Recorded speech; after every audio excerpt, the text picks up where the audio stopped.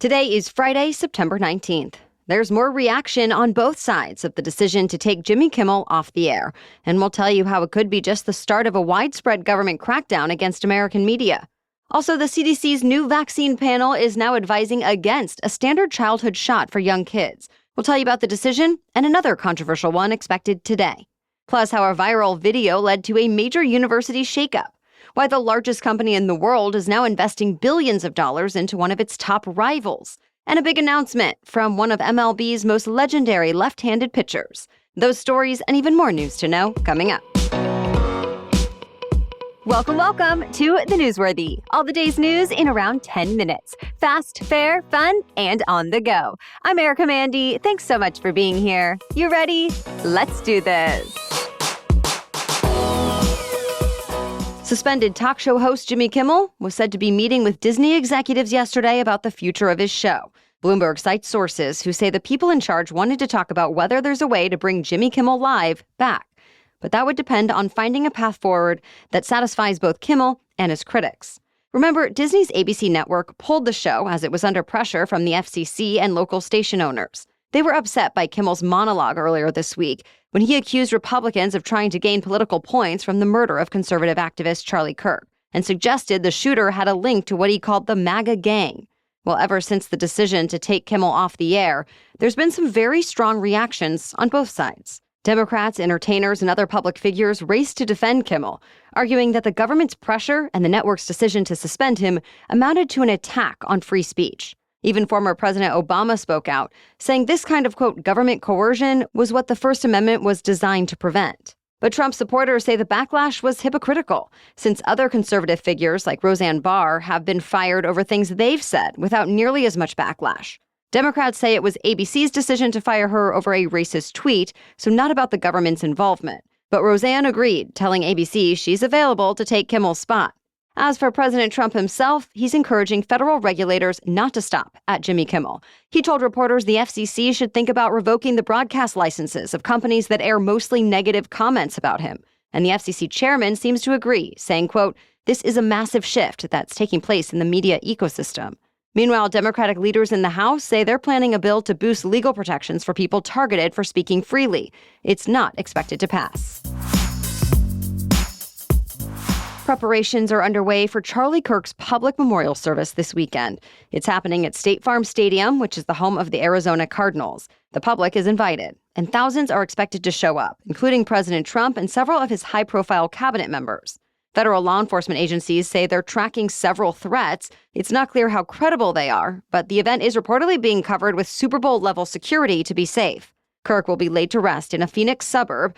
That's the headquarters for his organization, Turning Point USA, that helped Kirk energize young Republican voters. Since Kirk's death, Turning Point has had a huge surge in membership requests, and it's making plans to move forward. Charlie Kirk's widow, Erica Kirk, was just named the new CEO of Turning Point USA. She's promised to continue the tour of college campuses, the America Fest conference, and her late husband's radio and podcast show. Robert F. Kennedy's panel of vaccine advisors voted to support a major change to the recommended childhood vaccine schedule in the U.S. Now, it's no longer recommending a combined shot for measles, mumps, rubella, and varicella, aka chickenpox, for any children under 4 years old.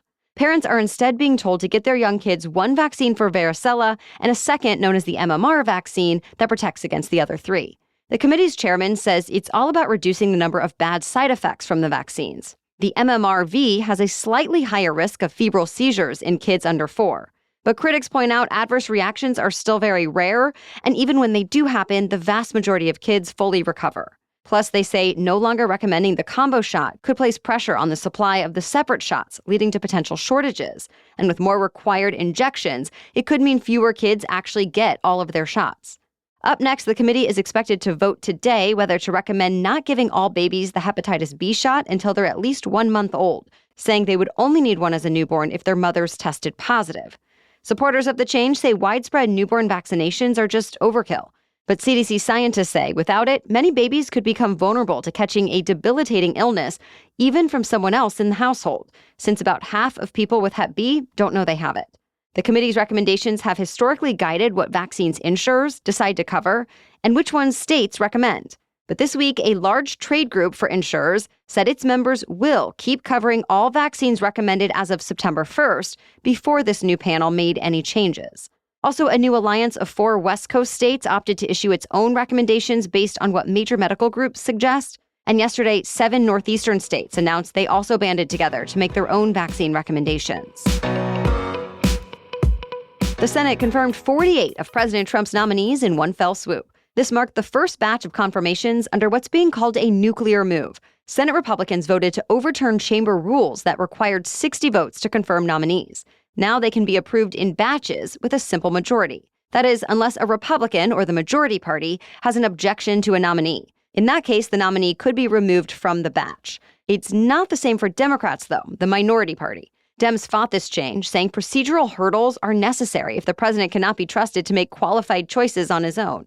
But Republicans have accused the Dems of slow-walking Trump's nominees, even lower-level ones that would typically have bipartisan support.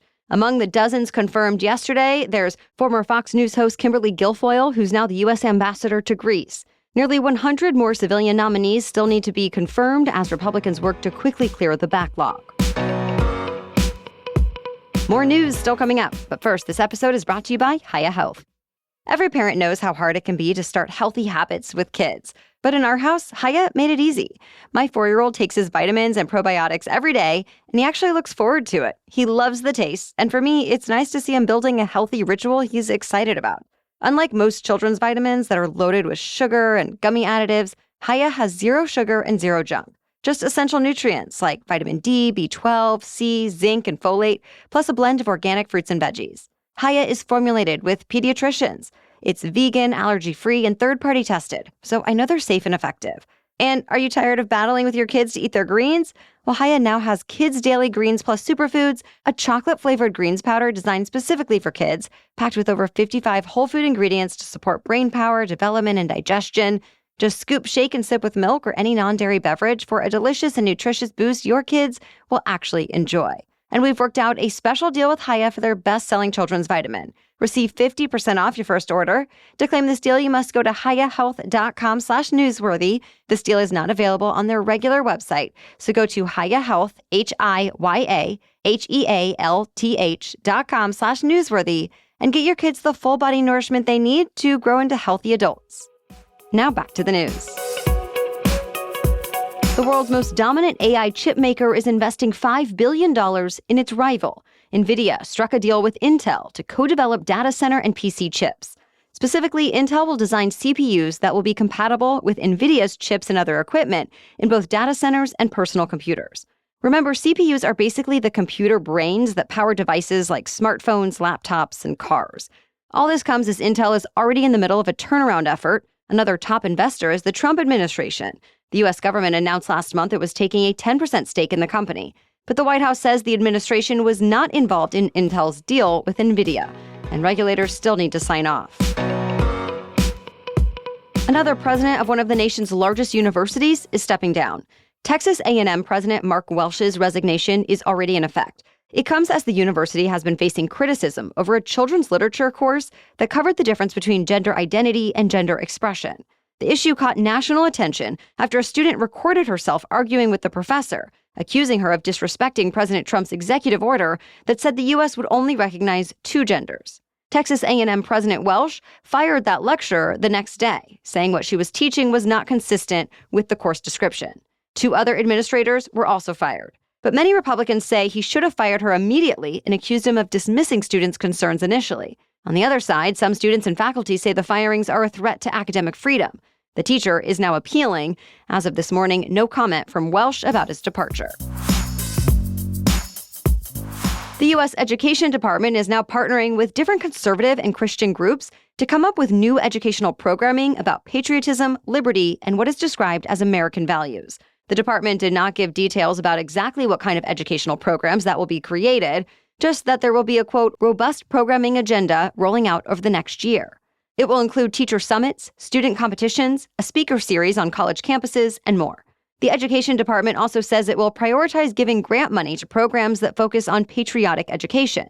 So what is that exactly? Well, the department says it's teaching American history in a way that's accurate, honest, and inspiring. The law actually says the federal government is not allowed to impose any direction, supervision, or control over school curriculum. This also comes as President Trump is working on dismantling the federal education department in an effort to put the responsibility directly on states. So, to be continued. An all-time baseball legend has decided to retire after this season. We're talking about Clayton Kershaw. He's been with the Los Angeles Dodgers for all 18 years of his career, won 2 World Series rings with the club, and said he wanted to retire as a Dodger too. Kershaw has 3 Cy Young Awards and will go down as one of the greatest pitchers of his generation. Plus, he's made an impact off the diamond and once won an award for best representing baseball through community involvement and philanthropic efforts. But his career is not over just yet. In fact, he's set to start again today when the Dodgers play the San Francisco Giants. And since Los Angeles is expected to secure a playoff spot in the next few days, Kershaw is expected to be on the pitch for a few more weeks. Well, that's it for the main news today, so now it's time for Feel Good Friday, when we bring you one extra feel-good or positive news story before the weekend. But first, a quick break to thank our sponsor. I like to know that the supplements I'm taking are backed by science. That's why I was interested in Fatty 15, and it's become something I look forward to taking every day. Fatty 15 is built around C15, the first essential fatty acid discovered in over 90 years. It was identified by a scientist working with the U.S. Navy to improve the health of aging dolphins. And now it's helping people too. More than 100 studies help to show that C15 helps strengthen cells. And keep in mind, when our cells age, our bodies do too. Well, Fatty 15 is said to repair age-related damage to cells, protects them from future breakdown, and activates pathways in the body that help regulate sleep, mood, and natural repair mechanisms that support overall health. And unlike fish oil, which always has left me with a strong aftertaste, Fatty 15 is one small vegan capsule with no flavor and no fillers. It's an easy habit that fits right into my day. Fatty 15 is on a mission to optimize your C15 levels to help you live healthier, longer. You can get an additional 15% off their 90-day subscription starter kit by going to fatty15.com/newsworthy and using code newsworthy at checkout. Now back to Feel Good Friday. This weekend, Farm Aid turns 40. That's the day-long festival that brings some of the biggest names in music together to raise money and support independent family farmers. Billboard says Farm Aid deserves credit for promoting many of the most important changes in food culture today. For example, the growth of farmers markets, the spread of farm-to-table restaurants, and the rise of sustainable farming. Now, its 40th anniversary makes it music's longest-running concert for a cause. The inaugural Farm Aid happened in 1985, featuring iconic artists like Willie Nelson, John Mellencamp, Neil Young, Bob Dylan, Johnny Cash, and Waylon Jennings. This year, all of the stars who are still living will be performing once again. They'll be joined by others too, like Dave Matthews, Kenny Chesney, Winona Judd, and many more. They're all donating their time, expenses, and fees to help the family farmers who help feed Americans. There are also art, education, and community projects at the festival. If you want to watch the festival from home, you can check out the live stream on farmaid.org. There, you'll also find a link where you can make a donation. Since 1985, Farm Aid has granted about $31 million to some 300 organizations all around the country. Thank you so much for listening today. We will be back tomorrow with our special edition Saturday episode. Our guest expert is updating us on the status of the Russia-Ukraine war and the recent efforts to end it. Then we'll be back Monday with the latest news to know. For now, have a great weekend.